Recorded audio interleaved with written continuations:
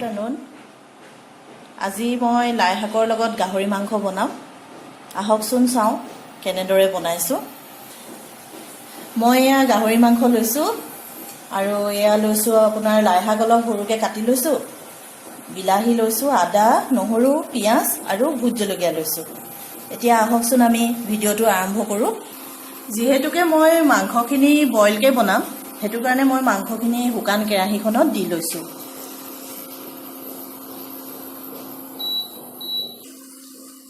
মাংসখিনিৰ পৰা এয়া পানী ওলাবলৈ লৈছে। মই অলপমান মাংসখিনি এনেকৈ হেৰি কৰি দিছোঁ, শুকান কেৰাহীত লৰাই দিছোঁ।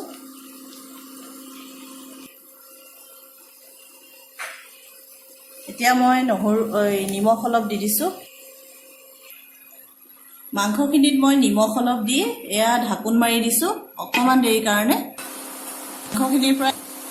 মাংসখিনিৰ পৰা এতিয়া পানী ওলাইছে। ইয়াত মই পিঁয়াজ দি দিছোঁ, নহৰু দিছোঁ, আদা আৰু এই ভোট জলকীয়া দি দিছোঁ দুটা। আৰু ইয়াত মই অলপমান শুকান জলকীয়া গুড়ি দিছোঁ।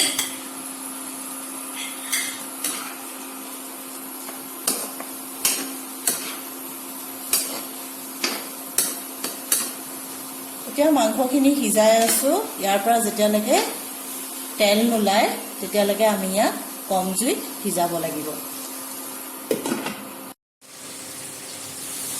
এয়া চাওকচোন ফ্ৰেণ্ড, মাংসৰ পৰা তেল ওলাইছে। এতিয়া আমি ইয়াত বিলাহী দি দিম।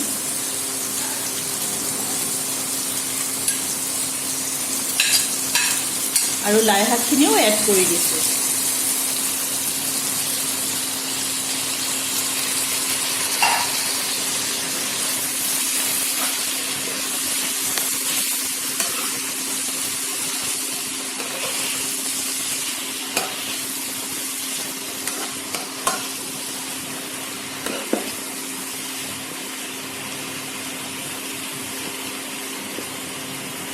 সময় ঢাকোন মাৰি সিজিব দিছোঁ।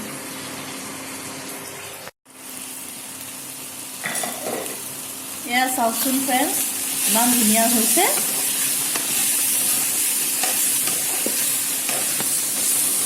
এটা ধুনীয়া কালাৰ আহি গৈছে যদিও মাংসখিনি বইল হয়।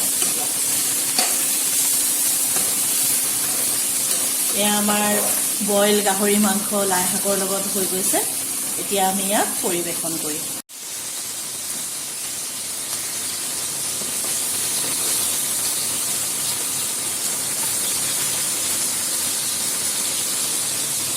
এয়া চাওক, বইল গাহৰি মাংস ৰেডি। আপোনালোকে খাই চাবচোন, এনেকৈ বনাই বহুত ভাল লাগে। ভিডিঅ'টো ভাল লাগিলে ছাবস্ক্ৰাইব কৰিব, লাইক কৰিব আৰু কমেণ্ট কৰিব।